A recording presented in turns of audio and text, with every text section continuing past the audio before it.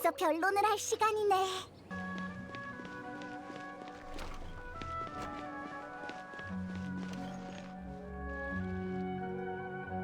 안녕하세요, 여러분. 저는 아카데미아의 학자 사푸안이고 이번 변론의 사회를 맡게 되었습니다. 가장 지혜롭고 가장 공정한 시점에서 양측의 발언을 판단할 것이며 방해나 두둔을 하지 않을 것을 엄숙히 선서합니다. 변론 양측은 앞으로 나와주시길 바랍니다. 불의 신이시여, 저와 함께 이번 변론을 지켜봐 주십시오. 한사코 해명을 듣고 싶은 것 같으니 아카데미아의 생각을 말해주지. 지금까지 아카데미아가 당신들한테 편견을 갖고 있다고 오해하고 있는 모양이군. 사실 아카데미아는 모든 수메르 백성이 더 지혜로운 미래를 갖길 바라고 있네. 따라서 수메르 사람들이 감상하는 예술의 형식도 계몽성을 띄어야 하며 감상받을 가치가 있어야 하지. 하지만 주바이르 극장의 공연에서는 그런 부분을 찾아볼 수 없었어. 달리 말해 그쪽이 무의미한 반항이 아닌 공연의 퀄리티를 높이고 관객들의 사상을 개발하는 일에 조금 더 집중했더라면 주바이르 극장도 이렇게 참담한 결말을 맞이하지 않았겠지. 분위기 장난 아니네. 이 엄청난 압박감. 닐루, 정말 괜찮을까? 침착하자. 침착해야 해, 닐루. 일단 상대의 말을 분석하는 거야. 저 사람은 예술을 얕보는 게 아니라 우리 공연 수준이 너무 낮아서 공연이 금지된 거라고 했어. 하지만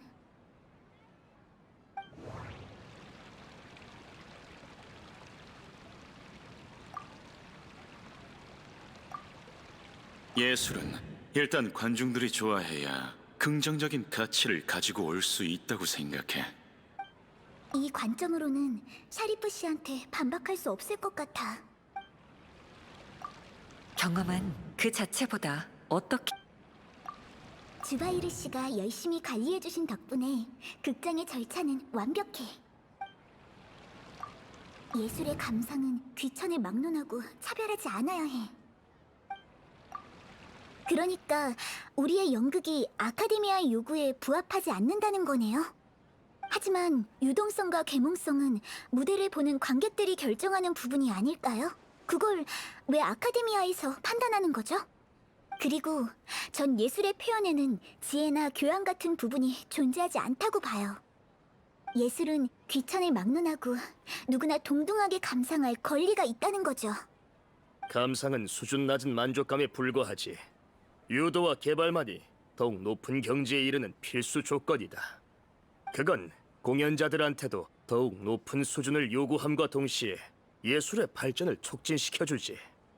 모든 예술이 단순하고 이해하기 쉬우며 아무런 진보적 의미가 없다면 백성들의 미적 감각도 결코 더 높은 단계로 나아갈 수 없어. 미적 감각을 키우는 것도 일정한 과정이 필요해.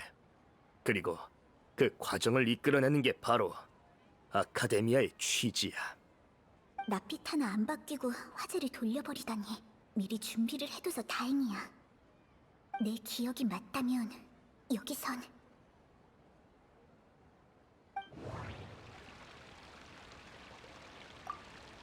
극장은 수많은 사람들의 감정을 담아 이 단체를 연결하는 유대 역할을 하고 있어. 예술의 감상은 이나야는 무척 이기고 싶어해. 예술은 일단 관중들이 우리 극장에도 그 방법을 시도한 사람이 있었어요. 그분은 대단한 예술가였지만 그의 작품을 이해할 수 있는 일반인은 손에 꼽을 정도로 드물었죠. 예술의 계몽성의 가치가 있다는 말에는 동의해요. 하지만 그 추구 때문에 난해하고 어려운 작품만 창작하는 건 잘못된 일이에요. 관객들의 일상생활과 감정에서 비롯되지 않은 공연은 모래성에 불과해요. 관객들조차 보려 하지 않는다면 그 무대에 무슨 의미가 있겠어요? 보고 싶지 않은 무대를 억지로 보여주는 것에 불과하겠죠. 그건 그쪽이 지혜에 대한 조예가 깊지 않아서 그렇게 해석하는 거겠지. 그 말대로라면 그쪽은 절 평가하기 전에 저보다 춤을 잘 춰야 하는 거 아닌가요? 맞는 말이야, 닐루. 자기 말에 말려들었군. 증거 논증 법칙에 따라 극장 공연 퀄리티에 대한 샤리프 씨 측의 평가를 뒷받침할 충분한 증거가 없는 것으로 판단합니다. 마찬가지로 닐루 양측이 제기한 정의도 개인적인 견해에 불과하므로 양측은 해당 주제에서 승부를 가리지 못한 것으로 판단합니다. 또한 두 분은 감정을 조절해 주시길 바랍니다. 닐루, 엄청 잘하고 있어. 그럼 조금 더 현실적인 이야기를 해볼까? 이 사건의 본질은 너희가 규정을 위반했다는 것이다. 그러니까 너희는 징벌적 대가를 지불해야 해. 프로세스로 따져도 정당성은 충분하지. 우린 수차례나 주바이르 극장에 공연의 개편을 요구했으니까. 하지만 너희는 그걸 의도적으로 간과했어. 아니, 알면서도 일부러 따르지 않았을 수도 있겠네. 어쨌든 너희 태도가 지금의 결과를 초래한 거다. 아카데미아에서 반포한 관련 법안에 따르면 샤리프 씨 측의 말이 맞습니다. 프로세스에 대해서는 희망을 거는 수밖에 없겠네.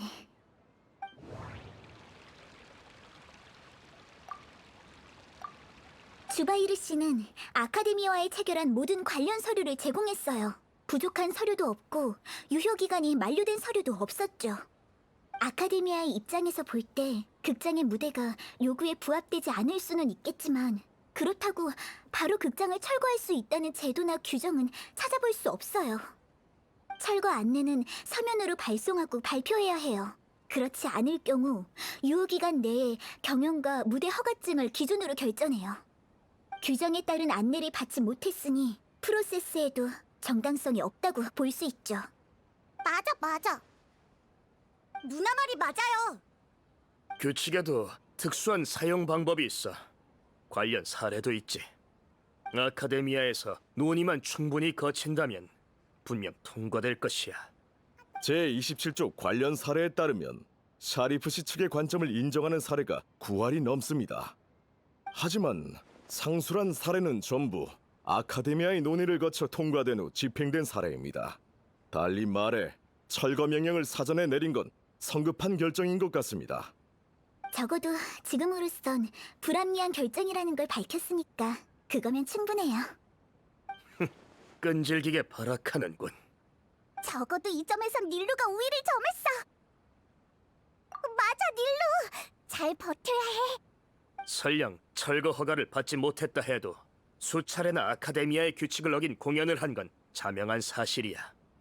우린 그 사실에 근거해 너희가 수메르에서 공연할 권리를 영구적으로 박탈할 수 있어. 그건...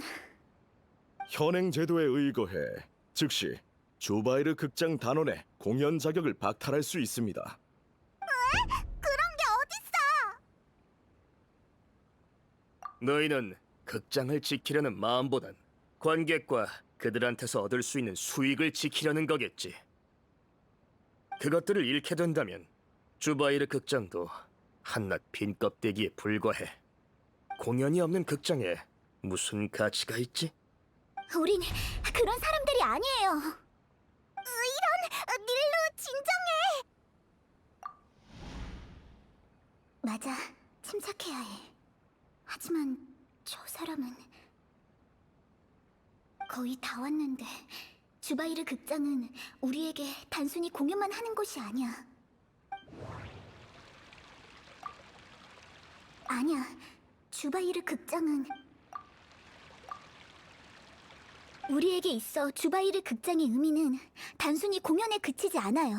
극장은 이미 우리의 안식처나 다름없거든요.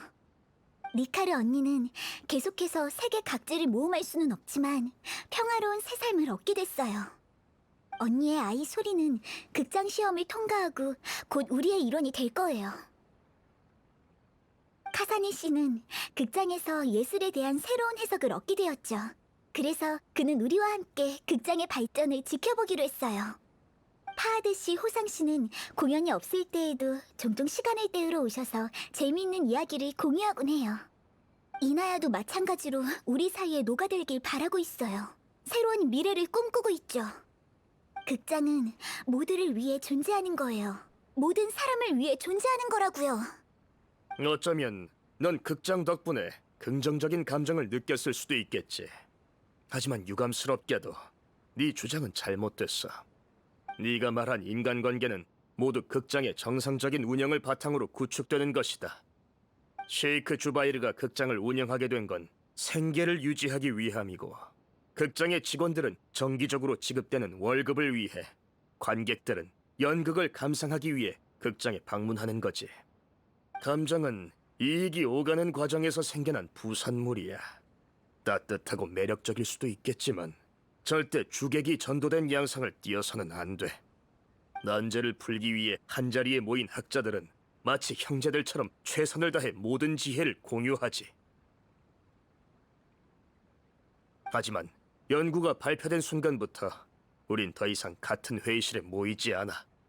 이유는 아주 간단해. 우린 학자고 새로운 연구를 해야 하거든. 우리 예상대로 감정에 대해 비우는 태도를 보여주네. 게다가 준비도 충분히 하고 온 것 같아. 기세가 조금도 꺾이지 않았잖아.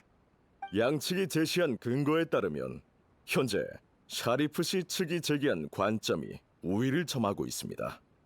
닐루 양 측이 말한 극장 내의 정은 실제로 공연이 금지되기 전까진 전부 가설에 불과합니다. 하지만 샤리프 씨 측이 제기한 관점은 아카데미아에서 흔히 볼 수 있는 연구 방식이죠. 아카데미아가 학술적인 방면에서 걸출한 성과를 낼 수 있는 것도 학자들의 높은 효율, 그리고 우선순위를 시종일관 유지할 수 있는 능력 때문입니다. 어떡하지? 오히려 역효과인 것 같아. 함정? 닐루가 샤리프한테 함정을 판 거라고? 좋아. 저렇게 나온 이상 다음 논중으로 변론의 승부를 결정지을 수 있어. 하지만 이대로 정말 괜찮은 걸까? 이나야한테 너무 가혹한 결정이 아닐까?